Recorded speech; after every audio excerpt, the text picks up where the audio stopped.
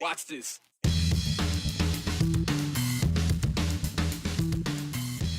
It seems cities resolving to fly in the face of a new state law is spreading. Boise, Bonners Ferry, and even the capital of the Beehive State plan to fly the flags they feel like flying. If appreciation is hard to find these days, well, you don't have to look long to find some at your local school. Today, we're spreading a little extra love to a high school math teacher a lot of students really appreciate. The countdown is over. Today is the day every Idahoan needs to have a star card. Were you ready for that? Because the DMV wasn't. Morales. Yes. Nash. Yes. Stead.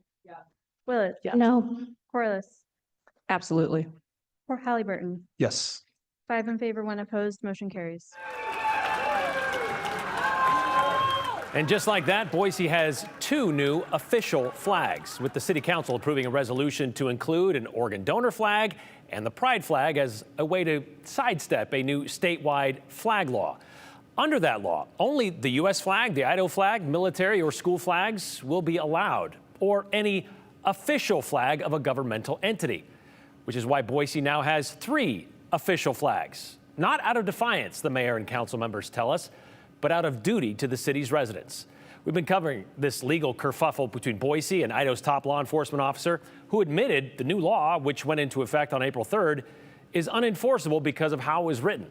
And for the past month or so, we've made sure to mention the Canadian flag flying outside Bonners Ferry City Hall and how that was also being done illegally. And we also pointed out how Bonners Ferry had yet to receive any attention from the AG's office. No letter like Labrador sent to Mayor Lauren McLean, nor a phone call. Well, that is until about a week and a half ago, which is why, also last night, Bonners Ferry took a page out of Boise's playbook and passed a resolution of their own. Mayor Rick Alonzo told us that phone call from the AG's office came while he was on a camping trip. So when he got the message, Mayor Alonzo said, he called them back. We'll let the mayor take the story from there. During the course of the conversation, I was told that we had to take the flag down, and I argued a little bit back and forth with the Deputy Attorney General I was talking to. And I told him that this statute was poorly written, that there was no penalties for not abiding by the statute. Anyways, we went back and forth a little bit. I tried to get him to let me hold off on removing the flag until I had a chance to get back to town from my camping trip and meet with my city council and let them decide what we wanted to do. And he said, no, you can't do that. He says, you need to take it down right away. And I said, well, what if I don't? He says, well, we'll sue you. He says, we'll file a writ of mandamus and force you to take it down. So Mayor Alonzo made sure the flag was taken down. That is, until the city attorney could come up with an idea. Okay, and so you guys went into the meeting last night with 3 options. You could either keep it up with this threat of this writ of mandamus, or you could take it down, or what was the third option? She had also came up with a resolution to present to council, which is what we did. We read the resolution and passed it. Basically, the resolution says because the law says it has to be a special occasion, then the resolution says, well, every day of the year is a special occasion. Correct. Because of our continued friendship with the Canadians to the north of us, only 30 miles. So the flag is now flying again? Yes, it is. After we passed the resolution last night, we walked across the street and raised the flag back up. Did anybody from the legislature, any lawmaker, reach out to you and say, hey, I want to get your opinion on this? Not to me, no. What would you like to see happen with this law? Well, I'd like to see it just gotten rid of, but there's got to be some way to let communities that have a perfectly logical, reasonable, and good reason for doing something to allow us to do that. What do you think this does, or how do you think this affects local control? Well, it kind of says, you know, you do it our way or not at all. And it seems like more and more the state is encroaching upon municipalities and how we govern our local cities and telling us how that we're going to do this. And I don't think that's right. All right, well, so the Canadian flag still flies proudly in Bonners Ferry. Yes, it does. And will continue to do so. And we'll continue to do so unless they take us to court, then the court orders us to remove it. Mayor Alonso, pretty much an example of you can still be chill and defiant at the same time. 365 days a year, Bonners Ferry will celebrate its neighborly relationship with Canada by flying that flag. Mayor Alonso told us leap years, okay, so the flag will have to come down for a day. He also told us he expects to hear from the AG's office about this resolution, just not sure when. When we asked the AG's office about it, they told us they're not going to comment on it. But it seems this resolution in response to a state flag law is turning into kind of a thing, because also last night, because I guess city council meetings are on the first Tuesday of every month, the city of Salt Lake did the very same thing as Boise, but instead of 2 flags, council members there unanimously designated 3 flags as officially belonging to Salt Lakers. There's the city flag, which is on the top left, and the Juneteenth flag on the bottom right, but also the transgender and pride flags, all with the sago lily, which is the Utah state flower. Salt Lake City Mayor Aaron Mendenhall called the resolution and the flags 3 new symbols of our shared values and our unity. It's no coincidence. The Salt Lake City Council is made up of a majority of people of color, and members of the LGBTQ community. But it's also because, as one council member pointed out, Salt Lake is a safe place for that community to live and to lead the city.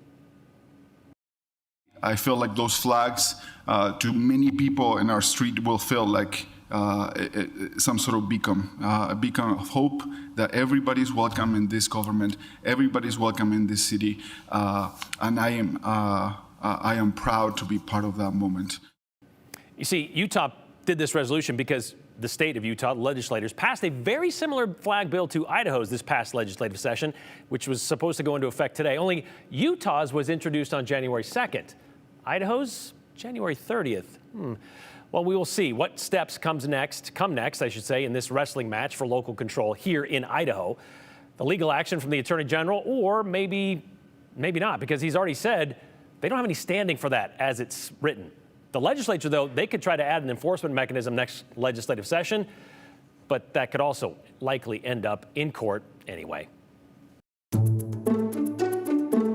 In order to push through that goal of 500,000 star cards, the DMV is going to have to process 1,389, let me write that down for you, 1,389 a day, right there, with just 149 days left to do it. With 144 days left, removing weekends and holidays from the calendar between now and October 1st, ITD will have to issue more than 1,600 star cards a day. To get everyone registered a year from now, the DMV is going to have to process about 1,500 of these per day. So let's do this again. If we are back to 100%, or if the goal is 100%, right? By May 7, 2025. That gives us 250 days left between now and then. That's minus weekends and 11 state holidays. So with now 1.4 million licensed drivers in Idaho and 49% already issued the star card, the DMV is going to have to, let's do this one again, 2,856 cards issued per day to get one to everyone before May 7th, 2025. They didn't do that, by the way. I'm wearing the same coat as a year ago. This is embarrassing. I can't believe that. Okay, so they didn't get that. And I guess we can kind of retire our countdown calendar now, right? Don't need that anymore. But the countdown to Idaho Star Card may have seemed to carry on a bit long, as you just saw. At least it hasn't been 20 years in the making, like other places, because the whole thing has. What came about as a response to September 11th attacks, it's only taken 2 decades to be fully enforced. The original goal for compliance in all states was May of 2008. Then it kind of became a phase thing, with happening state by state, with some states actually having had real ID for a decade or longer up to this point. A lack of system compliance kept extending the deadline for others. Then came COVID, and then, of course, more delays. And here we are, finally, May 7th, 2025. But are we, though? Because in Idaho, there are still more, well, there are more than 1.4 million people that have a driver's license. But only a bit more than half of that, 57%, have gotten a star card. It's an improvement from a few weeks ago, And since then, up until today, 30,000 people have raced in to beat the countdown clock. That's according to ITD. So that leaves a little under 500,000 people in Idaho who will need to bring a passport to get on a commercial flight or enter a federal building. And if you are one of those people, myself included, you're going to expect to wait to get one. ITD says right now most appointments are booked out several weeks, but they have opened up a pop-up DMV for folks to get their Star Cards, and that is happening at their Chinden campus.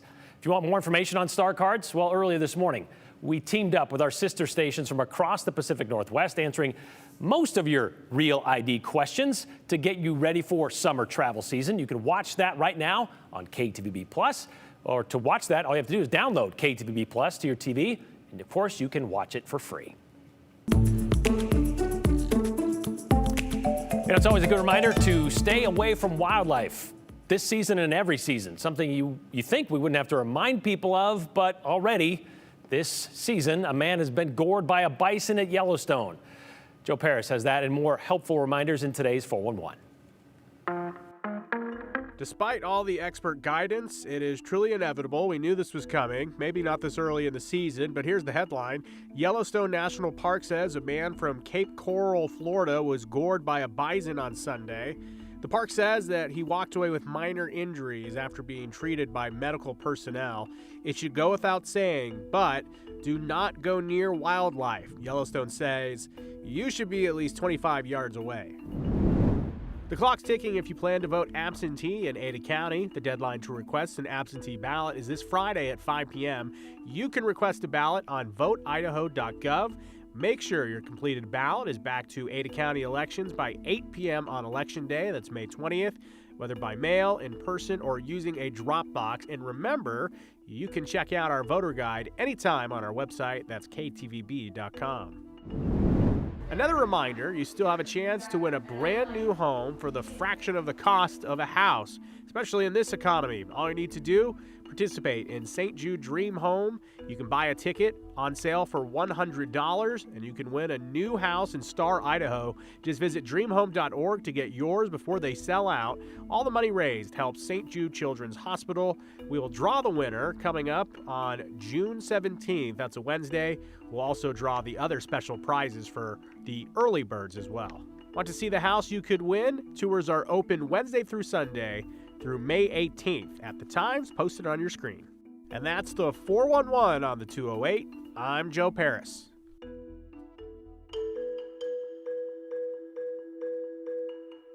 All right, quick, favorite subject in school. Not too many will throw out a math class to that question, but a good math teacher can make all the difference. And today, we met one who has.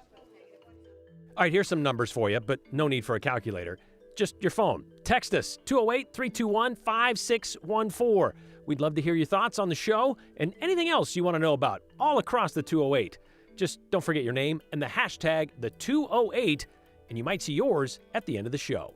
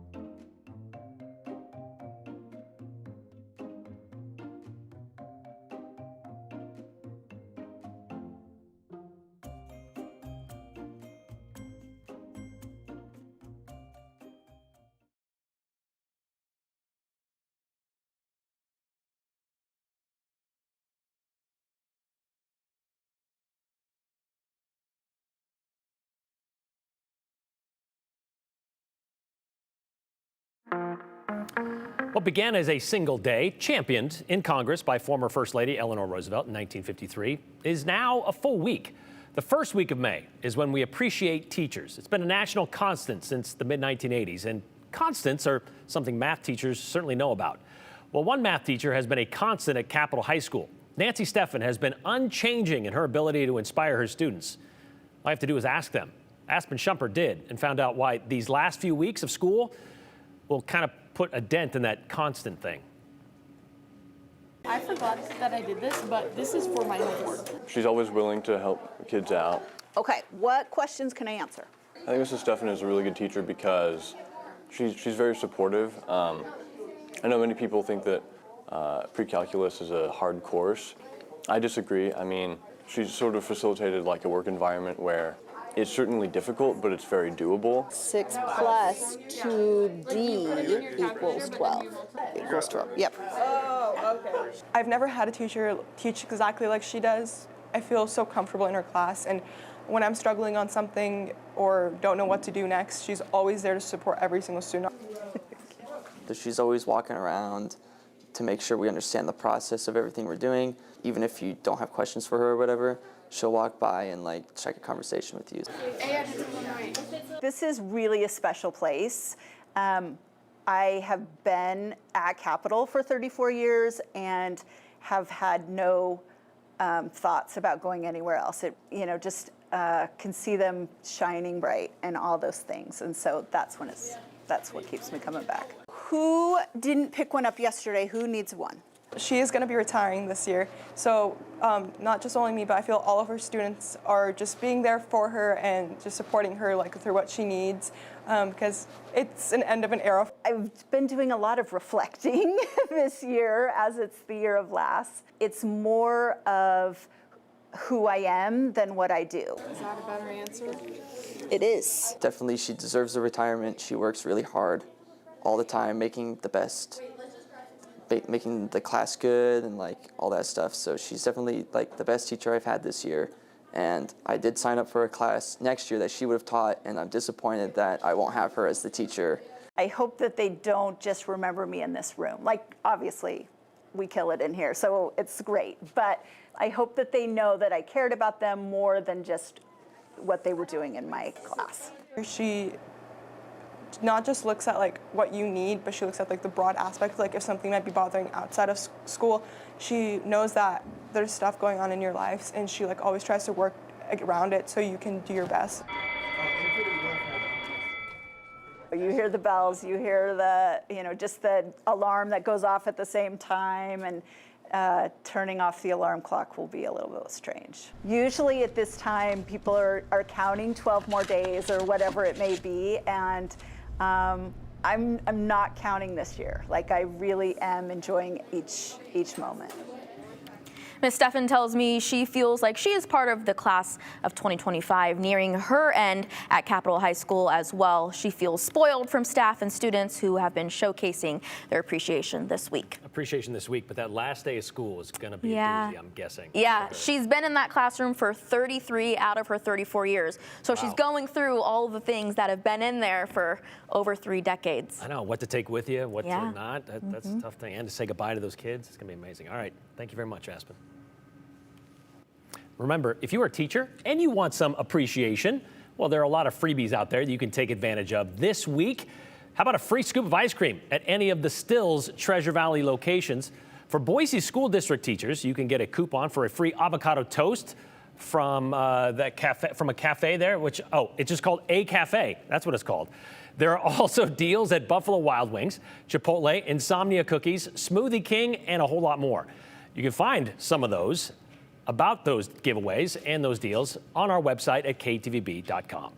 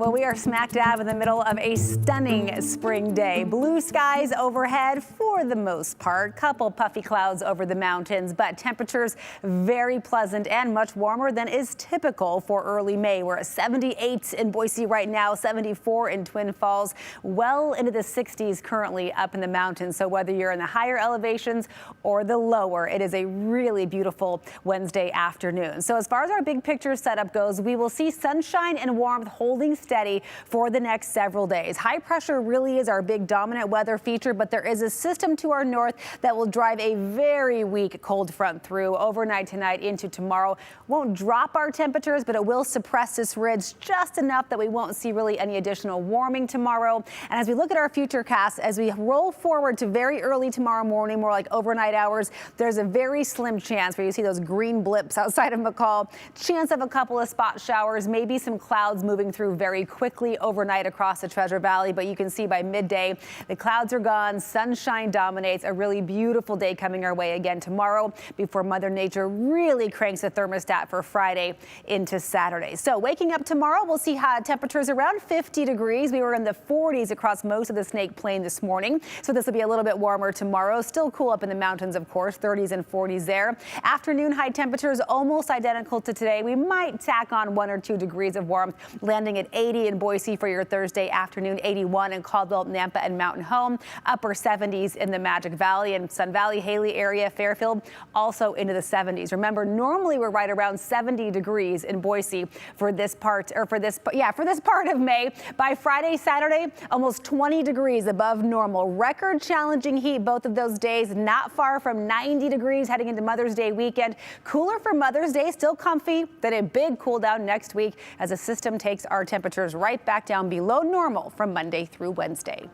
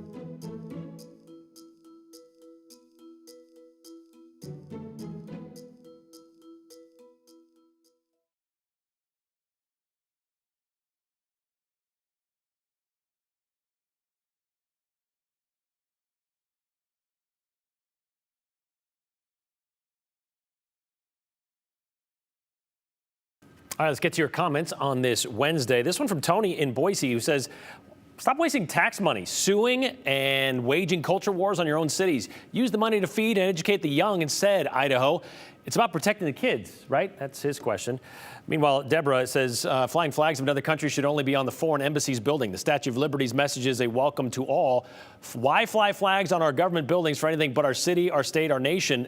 That's a patriot, says Deborah. Well, like up north in Canada, Canadians come in all the time and they welcome them. A flag represents a place of, comfort, a place you recognize, you can feel safe. So what's wrong with flying that? They've done it for decades is what they're saying.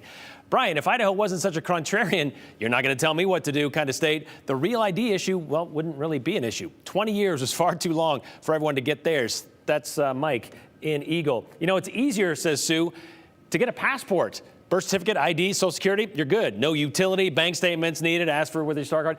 Yeah, but a passport's a lot harder to carry around and a bit more expensive to replace, right? If you lose it, tough to do that. Miss Stefan was my math teacher in 1994, says Andrea in Meridian, or Andrea, which one? How awesome. So excited for her that she's retiring. Yep, 34 years is a long, long time and a well-deserved retirement coming up for her. Meanwhile, Dale in Boise keeping tally for us year to date. Bison 1, idiots 0. Stay away from the wild animals.